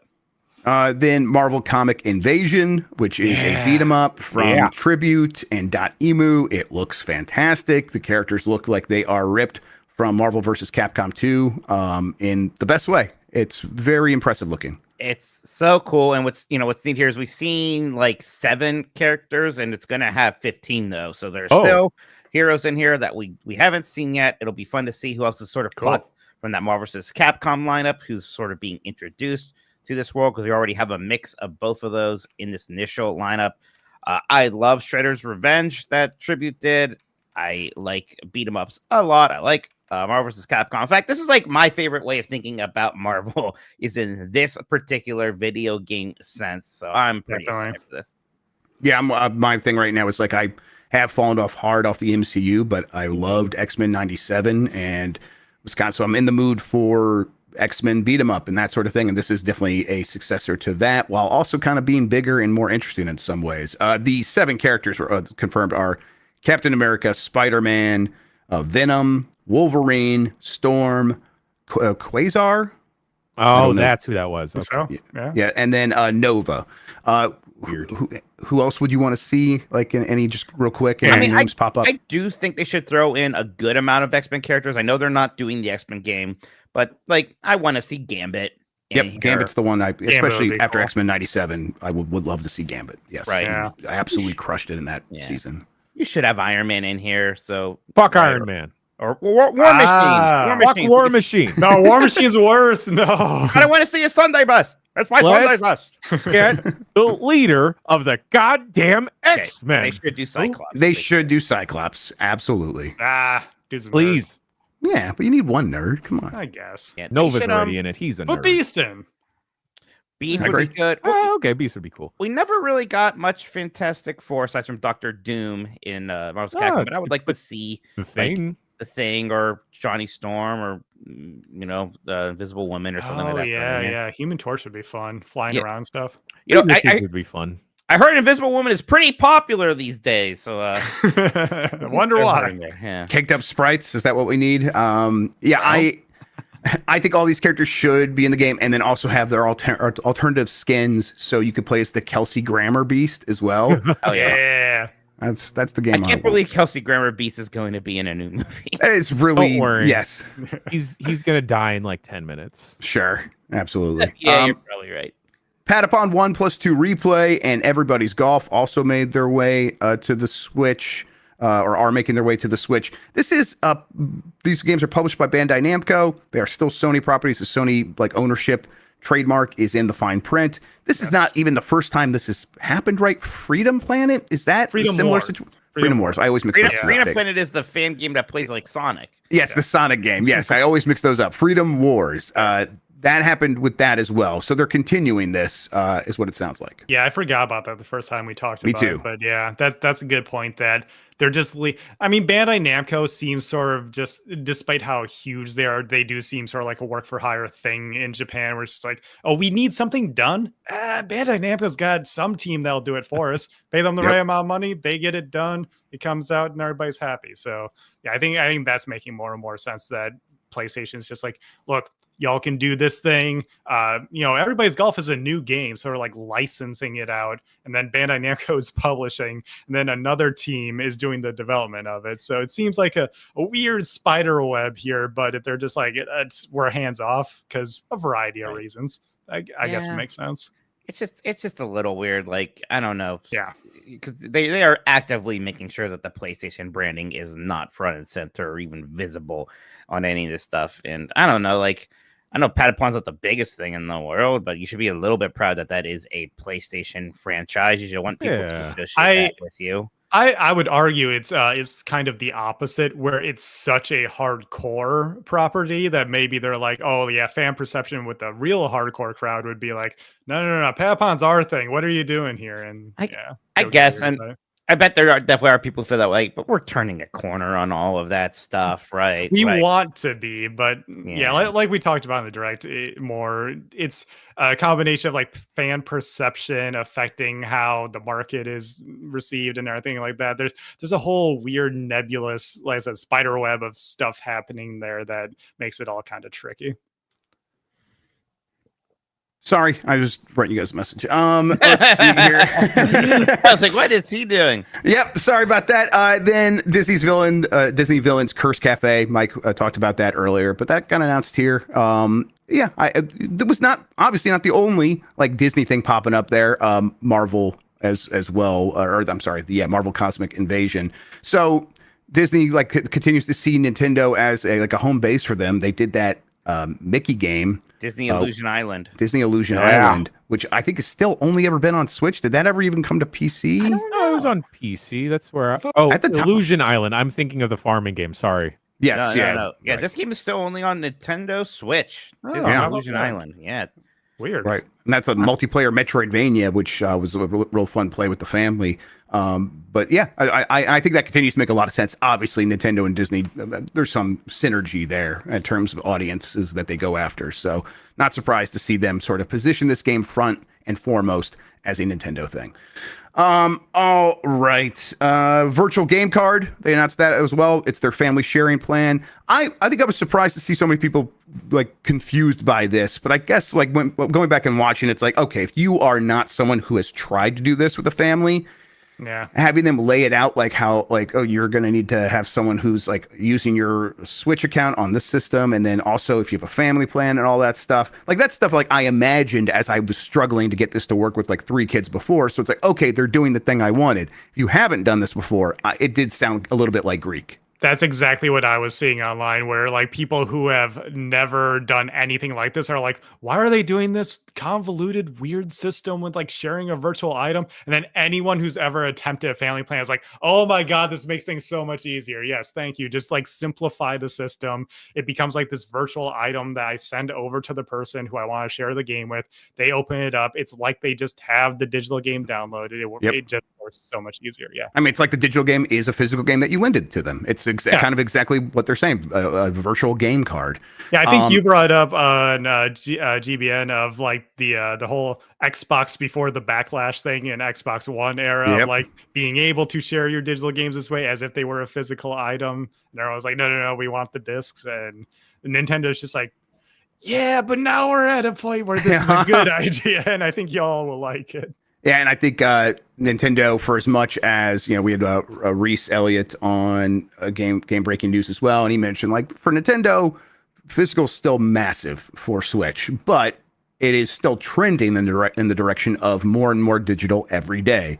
So this is Nintendo kind of predicting behaviors and being ready to catch people who are like, okay, for Switch 1, I'm buying physical games. I might go digital for Switch 2, but I just can't make it make sense because I have the kid I want to share a game with. Or, the other thing here is backward compatibility.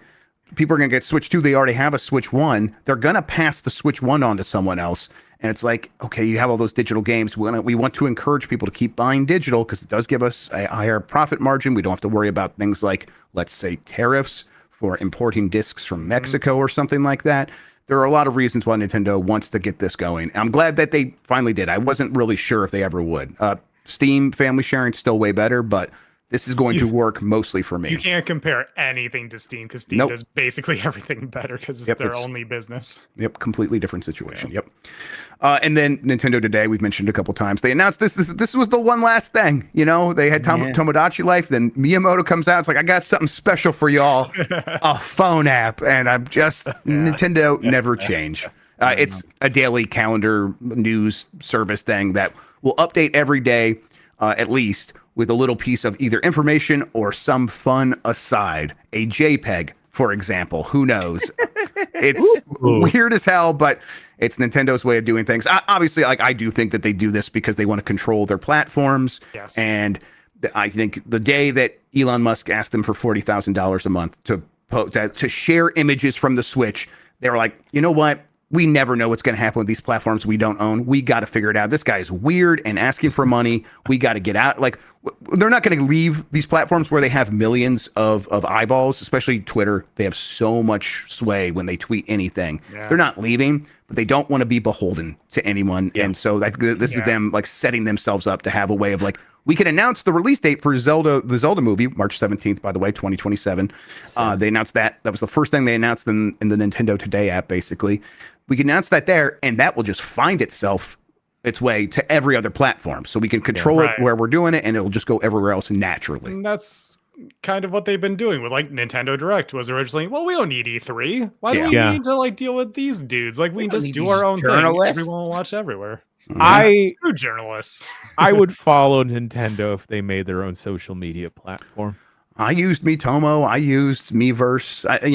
Maybe I didn't use Miiverse enough to save it, and I apologize for that. But I used it a lot, so I don't think they'll ever like fully do that again. But I did enjoy them when they did. The world needs them to. Yep. I need to tell everyone that I'm using tilt controls. Yeah. Where's the unyaz in chat?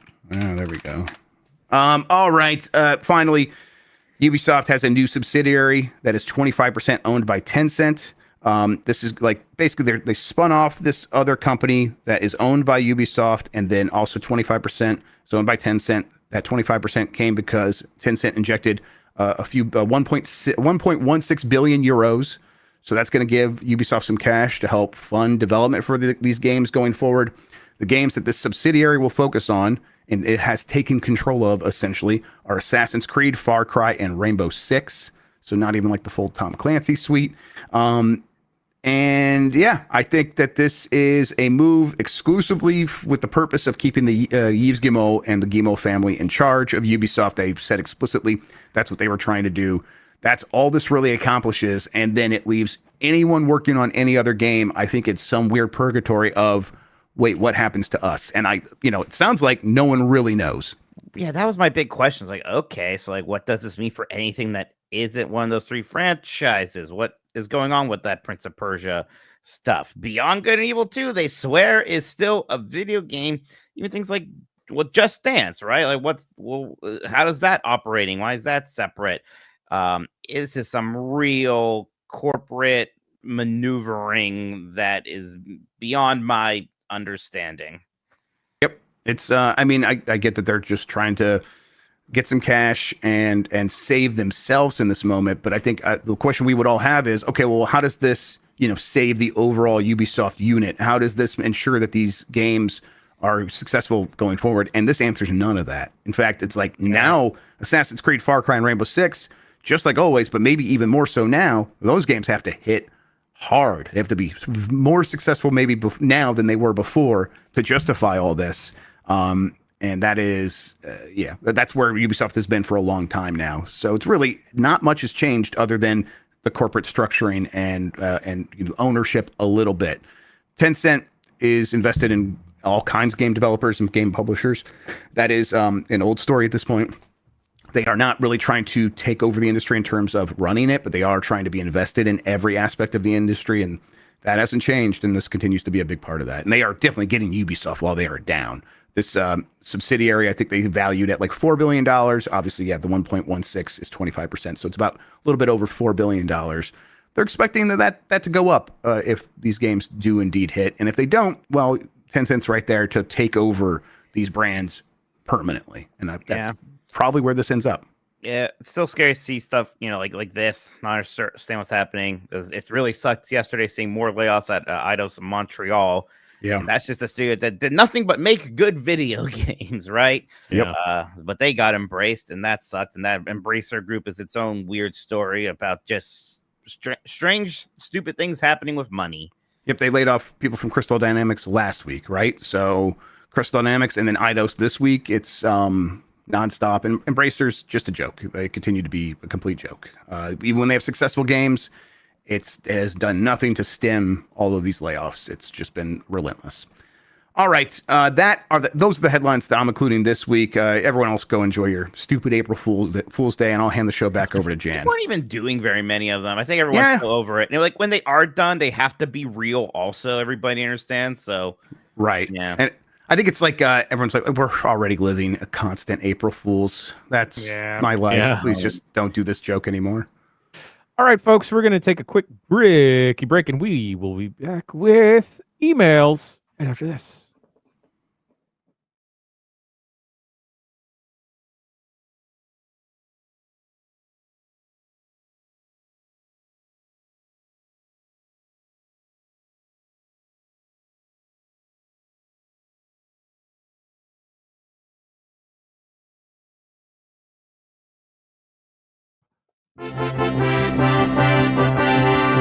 Just kidding, we're doing emails now. Emails, bombcast at giantbomb.com is the email address to send your emails to. Write in about any and everything.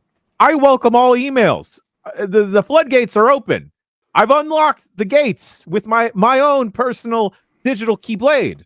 And I'm also digging through the spam folder. Don't worry. I make sure that none of the emails go there. If you have a fun quiz, if you want to ask Mike Minotti who he thinks is in the Wu-Tang group, or what is a song, or what cream stands for, you can do that.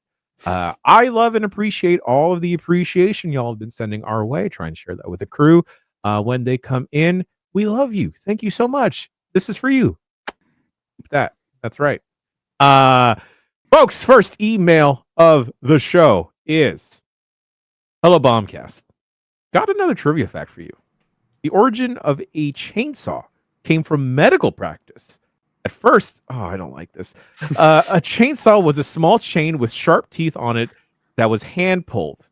It'd be used to saw off diseased, infected bone. I should have read this at a time. You put this in here. I know. And at times help saw apart the pelvis to help with difficult childbirth. Little to no anesthesia then. I only know this from a history class I took in uni on the history of medicine. That fact has haunted me for years, so now you can share it with me. Thanks, Simon from Saskatchewan. All right, cool. Saw apart the pelvis? Yeah, at what point do you not just kill me? Yeah. Oh man. Just kill me and take it out and let the baby fend for itself. I mean, I don't know. All right. We're just gonna get past that now. Just gonna leave that one hanging. Yep. Yeah, we don't need to think about that anymore. I'm starting to think ladies might have been mistreated in history, guys. No. Listen, they had their month already. All right, March is behind. You're right. us. You're right. Okay? You know what? Empathy. It's the weakness of the West. God, there's that rough scene in the John Adams miniseries I love, where his daughter has breast cancer, and they just they show you how they take care of that back then, and I still think about that. Oh, this is gonna be a great email segment. Hey, Randubun, help us. Okay. No, I don't think so. After including that in the podcast, I would like next email comes from Owen in Minnesota. I'd like to post a distinction in this live action versus animation debate for the Lion King movies and the like. Assuming they motion capture the actors for the scenes, even just their faces, I would say that is live action. In the same vein, would you consider the blue people in Avatar animated or the Incredible Hulk in the MCU? Owen from Minnesota.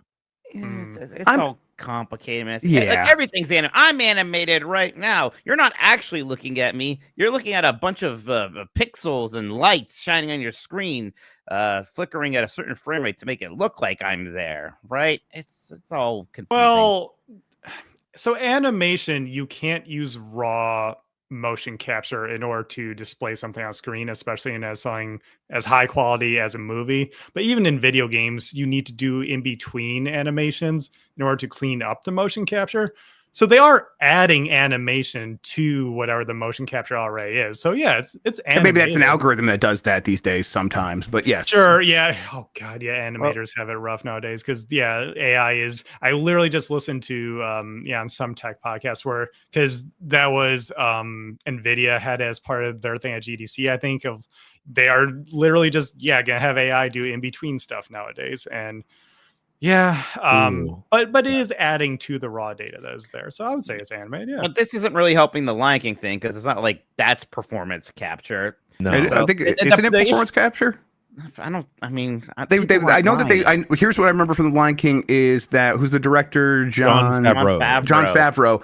I thought they shot that on the volume, and that's why he wanted to use it for Mandalorian. And they had like actors on the volume like pretending to be lions. I thought. Gosh, I don't know that.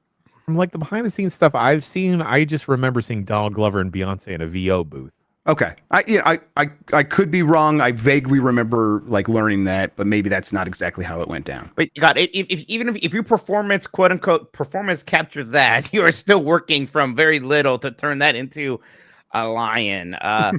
Then we know. So let's say we just consider that animation then, and then now we have two animated Lion King movies. We need a way to distinguish them still. 2D and 3D. You know, it's going to be fine because all these live action remakes, despite making a lot of money, sometimes they have very little staying power in the public consciousness anyways. In 10 years, we don't have to think about the live action Lion King movie anymore. Yeah.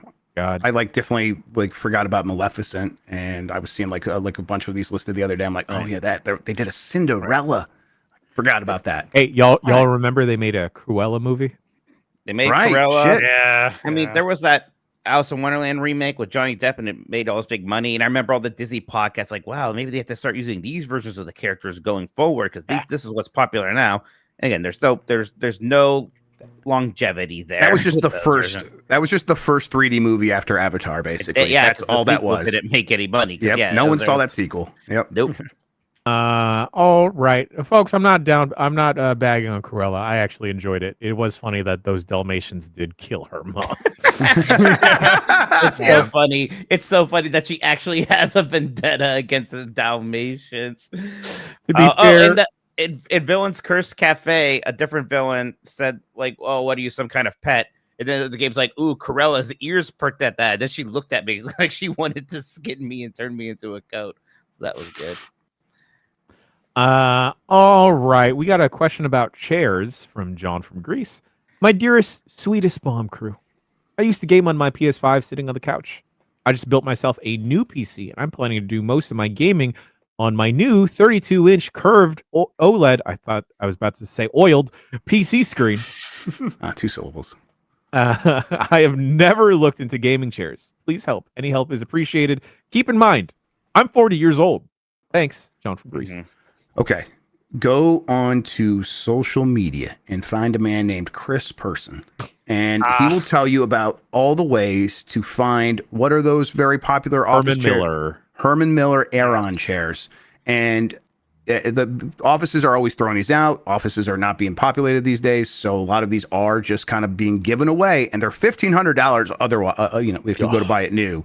So scour Facebook Marketplace, Craigslist, all these other things, and try to get a used Aeron chair. That's probably a good move for you. Also, like, there's a lot of knockoffs now that are pretty good.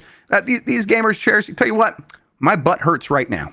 Right this second, my butt hurts. Don't buy a gaming chair unless you're getting them as part of being a media person. Don't worry about gaming chairs. They're not built for sitting there long term. They're built for looks. Like Jeff said, you can find offices getting rid of those. You can find refurbished ones a lot cheaper than you would new, because you would ideally you would get like $1,000 chair, but find a place where you can get it for like $200 because they're liquidating it or something like that. Yeah, the Secret Lab one I have, like, the armrests are cracking on the sides and it's kind of sharp and it hurts. It's kind of a weird problem. But yeah. If Facebook Marketplace is an option, I wouldn't specifically look for and type Herman Miller Aeron chair, just something generic like office chair, desk chair, because sometimes people are getting rid of treasures and they don't know. Yeah, it's like with CRTs. You don't search for CRT TV, you search for old TV on Facebook Marketplace. Yeah, absolutely. I learned that from y'all, and I've almost pulled the trigger too many times on a CRT that was gorgeous. All right, last email of the show. Sorry, folks, for a shorter pod today. We got some business to take care of. Yep. Sudden work travel. I got to travel to the office. And it's raining. What? What am I gonna do? Anyway, Brad from Arizona writes in. Happy Tuesday. Mitch joked on the dump truck that he has probably eaten more tree bark in his life than tree fruit. And I don't think his joke was properly understood and appreciated. Somebody asked Dan where cinnamon comes from. Parentheses, if Dan isn't available, please ask one of the Jeffs to impersonate him. What am I reading? Do I got to read something? No. You. Okay, you're doing a great job so far. Perfect. Yeah. All right, Dan, Hold please on, wait. continue. Yeah. Oh, I can't remember anything. I'm Dan Reichert and also Jeff Grubb. That's the. Dan Riker, where do you think cinnamon comes from? I've never thought about that. Why do you sound like Daffy Duck? I've never thought about that. That was Dan Reichert. Yeah, but cinnamon comes from the tree bark, the tree bark with the wood shape. It's tree fruit season. Hey, where do No, tree fruit. Dan, where do corks come from? What? Ireland. Oh my God! Jesus, he's a cork. Did Jesus, he's a cork. Jesus, use a cork. Okay. I mean, is that why there's so many Catholics in Ireland? Okay. Okay, Dan. Wait. No, real quick. Was it a joke, Mike, that you ate more tree bark than tree fruit? Brad might be a little confused here. Yeah, no, I don't mean it's a joke in the sense I do think it's funny, but I think that's the mix-up here. No, Mike meant that. The fine joke. Right? Like it's funny, but Am I a joke to you? I'm not kidding. Okay, Jeff, Dan. Where does rubber come from? They grow it in a lab. Okay. Pretty good. Brad continues on. What's something that you were surprised to learn is actually natural, or something you were surprised to learn isn't natural? Brad in Arizona. This has been a while ago now, but like when I did learn that gelatin is just from bones, from like animal bones and things like that. Because it comes in like that powder. It's like, well, this is the most obvious artificial made in a lab stuff possible. It's like, no, you get that from bones. That's why stocks are good. If you have a lot of bones in there, you get that body in there. The body audio. Oh, yeah. I didn't even think about that. Okay. Loofahs being like plants. I didn't know that. Is there a specific plant? Like, there's a specific plant. The Let loofah me look plant? this up. Did they just grow on the trees like that? That'd be great. With the string and everything. That old BBC April Fool's joke where they showed people harvesting spaghetti noodles and it's like all like growing individually on a tree, and they just show people pulling spaghetti off a tree. It's like that, yeah. Type of loofahs. Yeah. I swear I'm not making this up. I don't have the. It seems fibrous, some kind of weird fibrous plant or something. Loofah. Anyway, I'm not fruits wrong. of the vine-growing loofah plants. Let's see. Yeah, I don't got anything else that I'm surprised is natural versus nat. Oh, hold on. We have a hot email coming in from someone. Is it from Nikki? Who can say? Perhaps. Who can say? Just a guess. This is too much flattery. I don't like this. Read it, Jan. Read it. You're gonna like it. Dear Bombcast, did you know Jan Ochoa is incredible? He whips. Incredible guy, keeps the wheels on this bus rolling. He's great. Everyone say that I like Jan from Giant Bomb staff. It's too nice. Dan. I don't know how to deal with compliments. Yeah, you guys. I definitely like in our Slack yesterday. I think Sean, you're like, we have to like have a Jan appreciation day. I'm like, he's not gonna like that. He won't like that. An hour sitting there, understanding how our new streaming setup works. Jan deserves more than we give him. Yep. Tenfold. Jesus Christ. I think he always does not like compliments. I'm always just like, thank you, Jan. That's all I do now. Thank you, Jan. We should all Venmo him money. No. Oh, that's a good idea. No. Just $5 each. Let's not do that. Like a couple people. Spend your money somewhere else, please. I appreciate all of you. Anyway, that does it for emails. Once again, bombcast@giantbomb.com is the email address. What I would like actually is let's get people healthcare on this website, Yeah. But no, it's different money. I just want to say it one more time as sincerely as possible. Jan, I appreciate you. April Fool! Wow. That's a good. We haven't done any of those. Got me. But yeah, the random actually came through that time. Yeah. I will say, Grub, once I installed the Gogsler stuff, it has been very stable. So yeah, I mean, I won't say that I've been a little shoot hot at you for like a year, telling you to install that, and you haven't been. But I have been a little shoot hot at you. well, there you go. It's okay, Jan. Jeff got a little shoot hot at me yesterday too. Yeah, he was too nice and too helpful. I was being a little shit.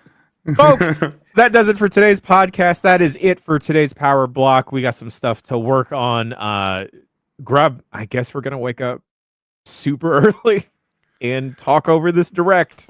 I'll be up already because I got to take my kids to school. I did invite Nikki, and I think they said they'd be there. And I'm just like, Nikki, you don't got to do that because we are going to start streaming at like 5:45 Pacific time. Yeah. So here we go. It's going to be Switch 2 talk over. There will be a lot of other stuff happening on the site, Switch 2 related. GameSpot's got some stuff happening. There's a chance for Grub's gimmicks. I might do some cleanup at that point, especially if like something like really interesting pops off, or maybe I'll just play a game inspired by something. It's like, oh, well, this game is coming to Switch 2 now. We'll just play the original. We don't have to, but we did talk about maybe doing Delight Club with Katamari reroll, and it was on sale, and I did buy that. I think that because this way the scheduling worked out, something else got put in that place. I'll let you know. I'll double check. I will play today. Katamari Damacy reroll some other time. Yes, we'll find a time to make that happen though. But yeah, lots of Switch 2 stuff tomorrow, everybody. So keep an eye on the power block. Yes. Also, voicemail dump truck, Unprofessional Fridays, BCR later this week. The GameSpot show as well. Game breaking news Wednesday, Thursday, Friday. Correct, Grub? That's right. Yep. And it was Inzoi. That's why we couldn't do it. Lucy's going to play Inzoi tomorrow in the Blight Club Splot. There we go. Splot. Splatoon. Hey, I heard you can unalive children in Inzoi. Not anymore. They did update it, so you no longer can kill children. Boo! Okay. Yep. Sorry, Mikey. All right. I know that there are gonna be the Treehouse streams that may be too long to watch along, but I'm sure Grub and I think they should be on like when we're doing other stuff, so we'll check in on them, especially if they have anything happening.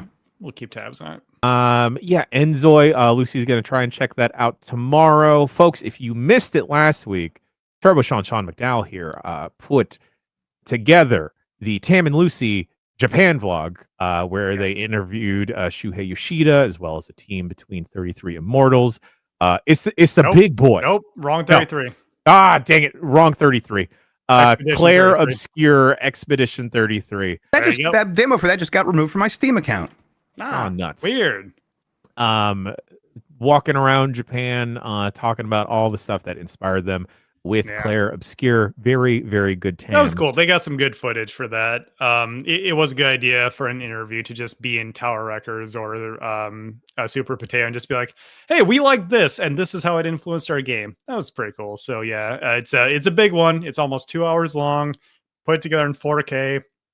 It's a big long watch. It's got timestamps so you want to skip around. Definitely check it out if you haven't already. It's a big boy. And speaking about big boys, the GameSpot team put together the Stalker 2 doc.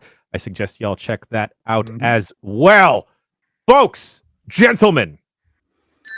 Oh, God, I keep getting hurt. We will see you next week for another episode of the Giant Bombcast. And you know what's fucking crazy? The Switch 2 will be like real by the next time we're podcasting together on Tuesday. Yep. We'll see you next week for another episode of the podcast. He has been Sean. He has been Mike. He has been Grub. I've been Jan. And I'm getting shoot hot now. Mike, tell him that Nintendo is a different day. It's going to be tomorrow night. The music stopped. That threw me off. The TED Talks is tomorrow night. Listen tomorrow night to Sarah's talking about the Switch 2. I don't mean that that way. It's random, I swear. All right. We'll see you, folks. Bye. Bye.